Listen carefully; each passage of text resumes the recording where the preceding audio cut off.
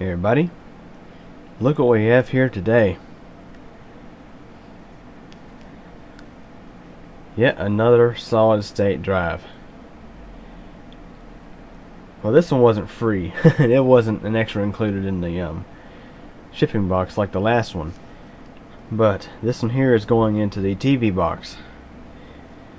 The laptop hard drive that was always used to house the operating system inside the TiViBox has failed. Fortunately, I have managed to get the data off that drive. I managed to copy the entire partition off that drive. So, try to show you this little guy here.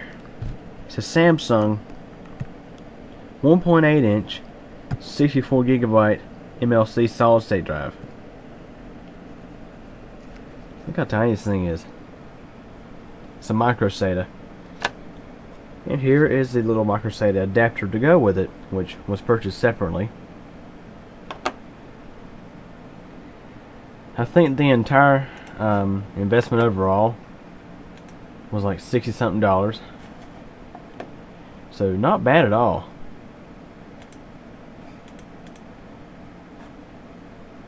Now let's go ahead and look on Amazon so you can see for yourself how much this little guy here costs.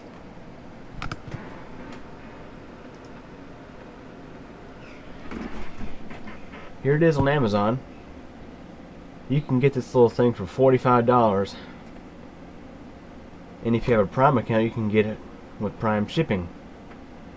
The adapter was $6.37.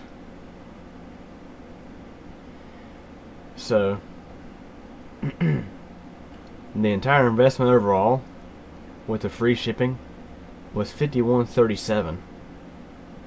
Not bad.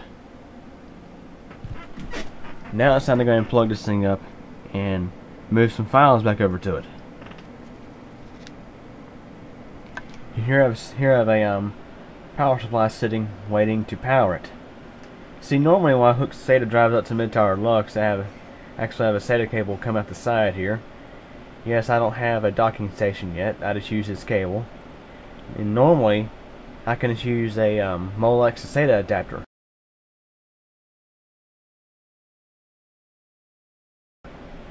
That's not the case with this drive, because it is powered off of 3.3 volts.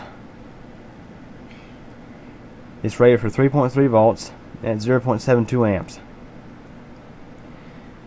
Which, for those who don't know, most SATA connectors, or at least most standard SATA connectors, have the 3.3 volt line.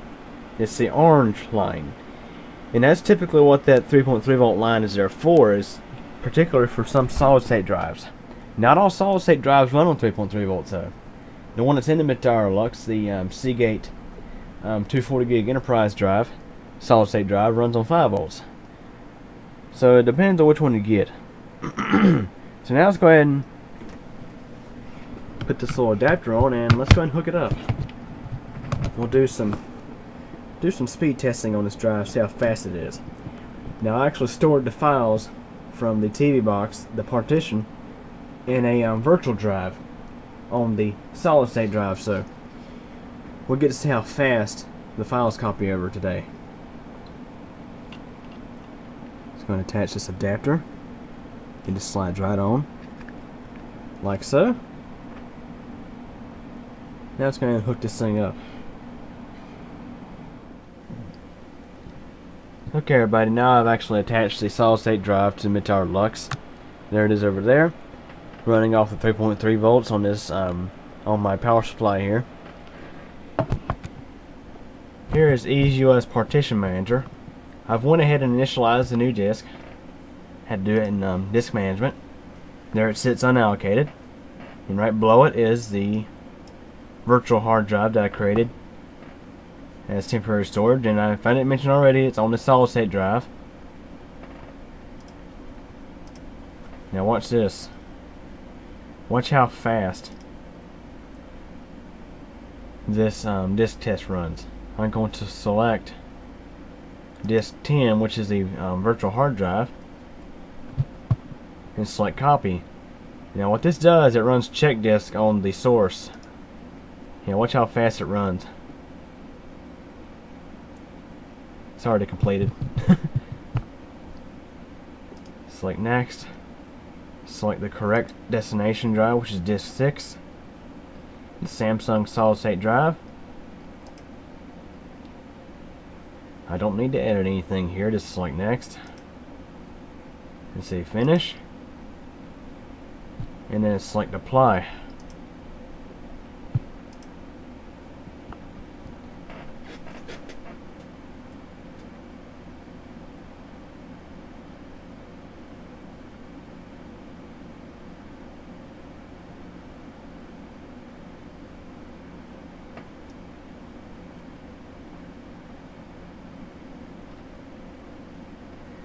Now there might actually be some performance issues here because, again, we're writing to a solid state drive, and they're not always the fastest in regards to write, and we're copying from a virtual disk. So there's emulation going on here.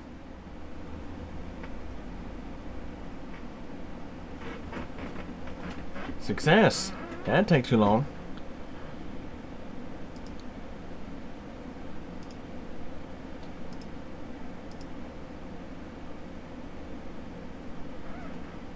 And right now this one's showing up as local disk K.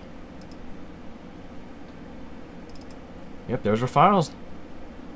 Okay, now for the fun test. Let's pull up QuickBench.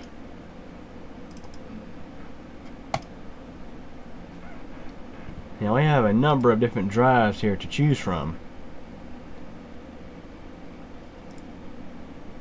Which one of these is my RAID stripe, and one of these two is my RAID stripe, and the other is the backup.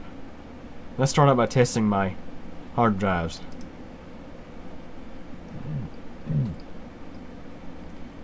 I believe that's the backup drive, obviously, because read and write is not all that great.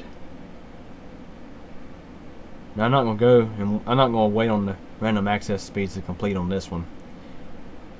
You can see, as you can see, it takes a while. So stop that. Let's do this one. There's the RAID. We're getting 337 megabytes per second read. I don't know why the write is so awful here. Sometimes I question the accuracy of this program. And you'll see why again here shortly.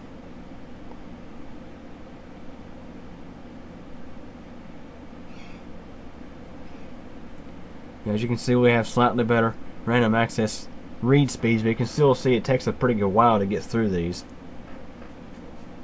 So I'm going to stop there. Now let's test the 240. Now for some reason the little 64 gig is not showing up here for some reason. I'm going to have to wait till I put it back into the TiViBox to do this test. There's a solid state, which I don't know why is getting these kinds of numbers on read. Usually it would be a good bit faster than that.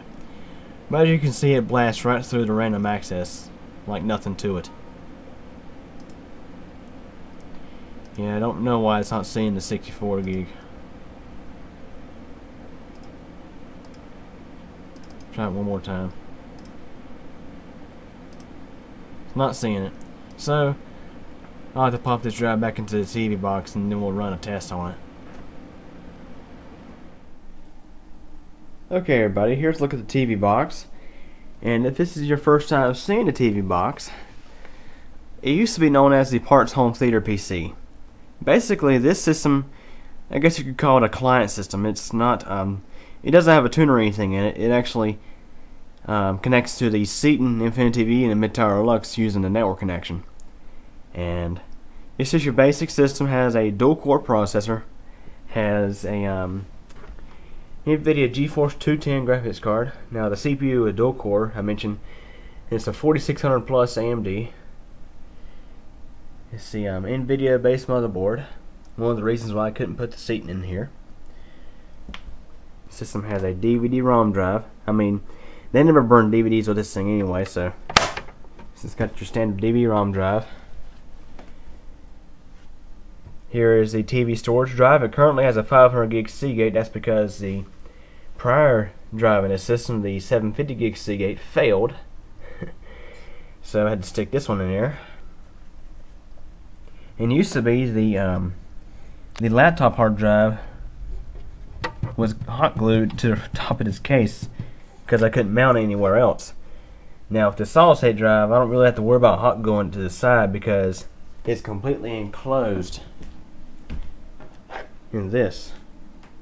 So I can just set it in there and not have to worry about it. Though later on I probably will glue it just to keep it secured.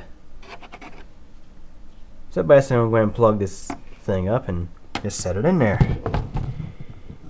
And then we'll get to see how well this thing's going to perform with the solid state drive. So now I'm going to put the side panel back on and fire this puppy up, see how it runs.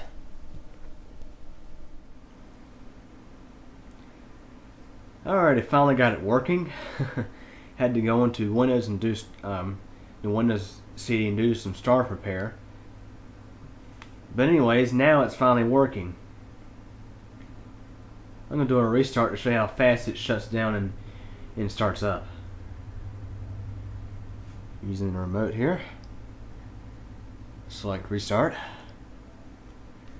I must say it's a big improvement over what it used to be. I mean a huge improvement.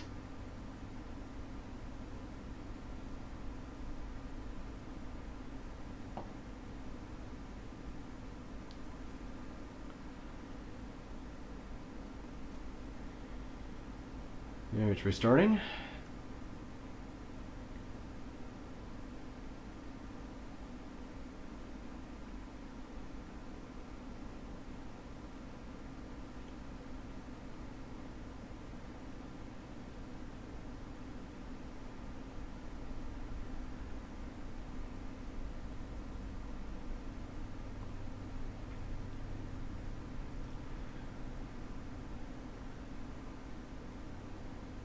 Absolutely incredible startup.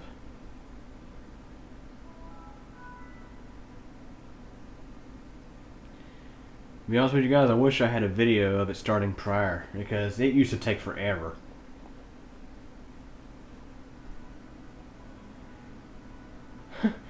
Already in Windows Media Center. It used to take this thing like a minute to get going, and the whole time it was waiting, it was very sluggish to go. Now let's see how quick it pulls up the Windows Media Center guide. It used to take forever to do this. Instant. I must say my mom and dad are going to be very, very satisfied with this new drive in here. I mean, now this thing runs a lot faster than the freaking set-top box. I mean, no problem at all. No problems whatsoever. I mean, it's snappy. Now what I'm going to do is I'm going to see if TeamViewer is running on this thing, and we will do that quick bench test that I promised you. Okay, here are the quick bench results from the 64GB Samsung solid state drive. It's not quite as fast as the Seagate 240 gig in mid-tower Lux in regards to random access, but let's go ahead and rerun the test. So we get between 190 to 200 at read and 106, 108 at write. And of course it just blows right through the random access, but not quite as fast as the solid state drive in this system, which I'll go ahead and run one more test on it so we can do side by side.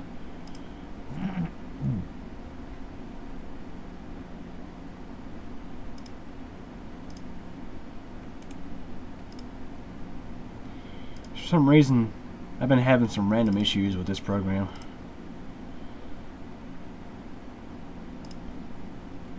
Of course it reads the one of my other drives is fine. Let's go ahead and try the 240 again. There we go.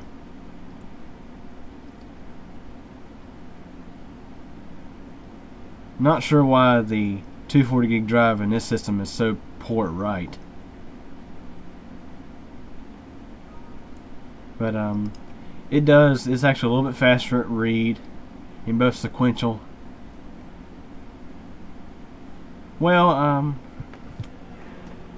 in regards to the speed, the 64 gigabyte somewhat beats this one in certain, random accesses. I mean, they're highly similar in performance, so I can't complain there. So anyways, this concludes the install of a 64 gigabyte solid state drive in a TiViBox. So anyways, any questions or comments? Feel free to ask, and thanks for watching.